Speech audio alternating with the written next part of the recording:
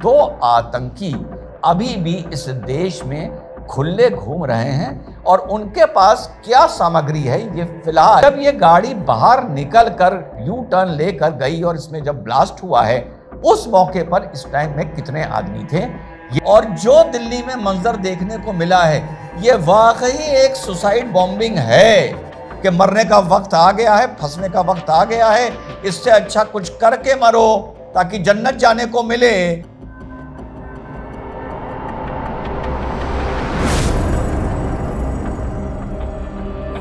Hello नमस्कार, सत श्री अकाल, अस्सलाम वालेकुम। कैसे हैं जनाब? दिल्ली में हुए धमाके के तार अब इन्वेस्टिगेशन जैसे जैसे आगे बढ़ रहा है चीजें सामने आना शुरू हो गई हैं साथियों, तो सोचा आप लोगों को अपडेट करूं। तार इसके कहां से जुड़ते हैं, कहां से ये डॉक्टर्स का white collar racket, terror racket शुरू हुआ। वैसे तार तो कहीं और से जुड़ते हैं, अब इतनी डिटेल में क्या जाना। दूसरा, कुछ कार की बात करेंगे जिसमें यह धमाका हुआ था और उसके बाद साथियों धमाके के कुछ इन्वेस्टिगेशन से सोर्सेज बता रही हैं, वो फैक्ट सामने आने शुरू हुए हैं। वो फैक्ट आपको याद आएगा कि पहले दिन जब आपके भाई ने कुछ अपनी नॉलेज से एक्सप्लोजिव्स को लेकर आपके साथ एक बात अपनी शेयर की। अमोनियम नाइट्रेट अपने आप में एक एक्सप्लोजिव है जो एनर्जी हीट क्रिएट करता है जिससे फायर होती है और लोग मरते हैं। बहुत ही घातक इसका बॉम्ब ब्लास्ट होता है। दूसरा, अमोनियम नाइट्रेट को और घातक बॉम्ब में भी कन्वर्ट किया जा सकता है, जो last part of the video में मैं आपको बताऊंगा। तो जी हां साथियों, ये जो तार जाके जुड़ रहे हैं साथियों, ये जुड़ रहे हैं मौलवी इरफान अहमद से। कौन है मौलवी इरफान अहमद? ये नौगांव में एक मस्जिद का इमाम भी है और साथ में मेडिकल प्रोफेशन में दखल रखता है, पैरामेडिक्स है और गवर्नमेंट मेडिकल कॉलेज में काम करता था। सोफियान को ये बिलोंग करता है। यहां से इसने डॉक्टर्स का एक सिंडिकेट खड़ा करना शुरू किया जिसका रूप हम धीरे धीरे पूरे भारत में देख रहे हैं। पूरा भारत में इस मारे कह रहा हूं, इन्वॉल्व तो 4 शहर हैं, श्रीनगर है, फरीदाबाद है, लखनऊ है, अहमदाबाद है। लेकिन क्योंकि इन्वेस्टिगेशन चल रहा है तो हम ये नहीं कह सकते कि ये इसी 4 शहरों तक इसका ये मकड़ जाल आतंक का फैला हुआ था। तो इरफान अहमद का नाम साथियों सामने आया है। अब बात करते हैं कार की।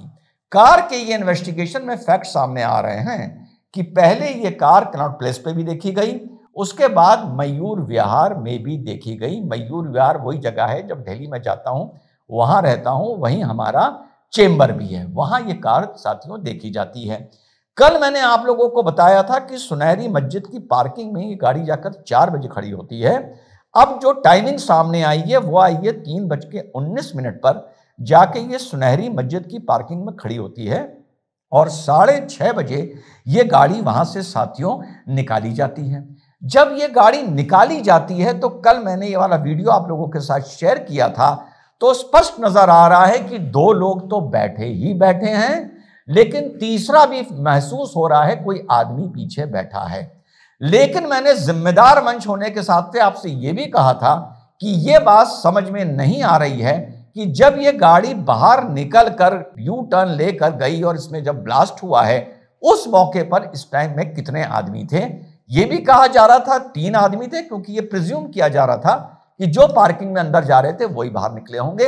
लेकिन अब सोर्सेज बता रही हैं कि डॉक्टर उमर उसमें अकेला था, यानी 2 आदमी कार को छोड़कर पार्किंग से कहीं चले गए थे। यानी 2 आतंकी अभी भी इस देश में खुले घूम रहे हैं और उनके पास क्या सामग्री है ये फिलहाल इन्वेस्टिगेटिंग एजेंसीज को तो पता होगा, ब्रॉडकास्टर्स, मीडिया और यूट्यूबर्स को नहीं पता है। तो अब ये फैक्ट सामने आ रहे हैं कि जब कार में धमाका होता है तो उमर उसको अकेला ऑक्यूपाई कर रहा था, जिसके डीएनए के सैंपल उसके परिवार से लिए गए हैं मिलान करने के लिए।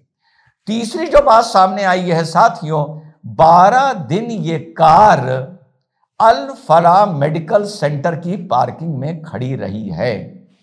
जाहिर सी बात है, प्रिज्यूम किया जा सकता है कि it was loaded with explosives. जो डिजायर कार थी जिसके तार जाके लखनऊ की डॉक्टर शाहीन शाहिद से जुड़े, जो फरीदाबाद में डॉक्टर मुजम्मिल ऑपरेट कर रहा था, जिसमें एक असॉल्ट वेपन भी मिला था, उसी गाड़ी के बगल में ये गाड़ी 12 दिन साथियों खड़ी रही है और सुबह अल फलाह मेडिकल कॉलेज से ये हटाई गई है। ये हो गई दो बातें मौलवी की और हो गई कार को लेकर। अब तीसरी बात साथियों जो एक्सप्लोजिव की आ रही है और जो मैंने आप लोगों को 2 दिन पहले इस बात को लेकर अपनी शंका जताई थी। पहले ये था, एकदम से लोगों ने कल भी डिक्लेयर कर दिया कि ये साबित हो गया है ये एक सुसाइड अटैक था, सुसाइड बॉम्बिंग थी। अभी एजेंसीज इस पर कोई भी बयान नहीं दे रही हैं, जबकि जो सोर्सेस बता रहे हैं वो शब्द इस्तेमाल किए जा रहे हैं, प्री मैच्योर ब्लास्ट हो गया। दूसरा यूज किया जा रहा है शब्द कि अभी ये पूरी तरह से रेडी नहीं था, प्रिपेयर्ड नहीं था। यानी साथियों जो जरा गंभीर सुनने वाले हैं और समझने वाले हैं, यहां पर हम लोगों को बॉम्ब ब्लास्ट और एक्सप्लोजन, ये जो 2 शब्द इस्तेमाल होते हैं, इसमें फर्क समझना होगा।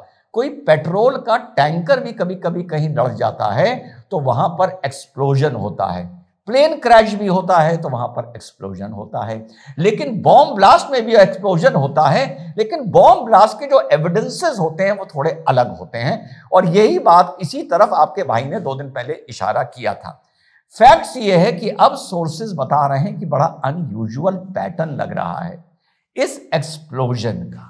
अनप्रिपेयर्ड था जो एक्सप्लोजिव सब्सटेंस था, इसीलिए यह माना जा रहा है कि आनन फानन में एक्सप्लोजिव सब्सटेंस को लेके उमर इधर से उधर डोल रहा था। उसके बाद उसको वो गाड़ी को बाहर निकालकर कहीं ना कहीं या इसको ठिकाने लगाने जा रहा था, या कोई मिस हैंडलिंग हुई जिससे ये ब्लास्ट हुआ है। जिम्मेदारी से बता रहा हूं कि डिफरेंट सोर्सेज ये बता रही हैं कि जैसा हमारी आपकी बात भी हो चुकी है कि कोई वायर्स, अभी ट्रिगर या नट बोल्ट, साइकिल के छर्रे, जो मेन घातक हथियार होता है बॉम्ब ब्लास्ट में। ब्लास्ट के 2 चरण होते हैं। एक चरण होता है जब फटता है तब बहुत लोगों को वो नुकसान करता है जान माल का, लेकिन उसके अंदर से जो प्रोजेक्टाइल्स निकलते हैं वो कम से कम 50-100 मीटर दूर भी जाकर जिसको लगेंगे वो ऐसा मानिए कि किसी को गोली मारी गई है। और ये 1-2 गोली नहीं, ये सैकड़ों या हजारों की मात्रा में इस तरह से नट बोल्ट और साइकिल के छर्रे इसमें रखे जाते हैं। और एक फैक्ट सामने ये आया है कि सड़क पर क्रेटर नजर नहीं आया। क्रेटर का मतलब गड्ढा, गड्ढे का मतलब ये है, जो सोर्सेस बता रही हैं कि जो इस एक्सप्लोजन का जितना इसमें मटेरियल था वो पूरा अपना पावर नहीं दिखा पाया। क्यों नहीं दिखा पाया साथियों? दिवाली में आप जब बम हम लोग चलाते हैं, जब सुतली बम चलाते हैं, आप उसको खोलिए, उसके अंदर का बारूद निकालिए, उसमें आग लगाइए, धमाका तो छोटा सा होगा, आग भी जलेगी, लेकिन उसकी इंटेंसिटी उतनी नहीं होगी जितनी बम या सुतली बम के फॉर्म में होती है। कहने का मतलब यह है कि जब एक्सप्लोजिव सब्सटेंस को एक कंडीशन ऑफ प्रेस के, दबा के, टाइट करके रखा जाता है, जब उस एक्सप्लोजन को एक बॉम्ब का रूप दिया जाता है, मैं दिवाली बॉम्ब की बात कर रहा हूं, तभी उसका पावर और धमाका ज्यादा सुनने को साथियों मिलता है। ये जो भी मटेरियल था, आमूमन तौर पे हम अंदाजा लगा सकते हैं अमोनियम नाइट्रेट था, इसको अभी बॉम्ब का रूप नहीं दिया गया था। बॉम्ब का रूप का मतलब इसी एक्सप्लोजिव सब्सटेंस को इस कंडीशंस में तैयार करना, टाइट करके तैयार करना, जिस हिसाब से ये टाइट होगा उतनी रिलीज एनर्जी, छर्रों के दूर जाने की क्षमता और धमाका ज्यादा घातक होगा। मतलब ये नहीं है कि अगर टाइट नहीं किया जाएगा तो घातक नहीं होगा, बिल्कुल होगा। जैसे मैंने आपको पेट्रोल का एग्जांपल दिया, कंटेनर का, टैंकर का, लेकिन अगर इसको बॉम्ब का रूप दे दिया गया होता तब वहां पर क्रेटर भी मिलता, तब वहां पर जो मंजर देखने को मिला है वो और भयावह होता और गिनती साथियों सैकड़ों में जाती। अब आखिरी बात, अगर आप इसी एक्सप्लोजिव सब्सटेंस को जरूरत से ज्यादा टाइट कर देंगे तब भी असर कम हो जाएगा। एक्सप्लोजिव सब्सटेंस जरूरत से ज्यादा ढीला होगा तब भी असर कम हो जाएगा। तो ये एक ऐसी चीज नहीं है जो मैं बड़ी विचित्र बता रहा हूं, ये पब्लिक डोमेन में है। दिवाली के पटाखे बनाने वालों को ये पता होती है, इसलिए अपनी इनसाइट आप लोगों को दे रहा हूं। अब आखिरी सवाल ये उठता है साथियों, जितने भी अभी तक एविडेंसेस मिल रहे हैं, आप देख रहे हैं हर जगह मटेरियल मिल रहा है, कहीं पर बना हुआ तैयार बम इनके पास से अभी नहीं मिल रहा है।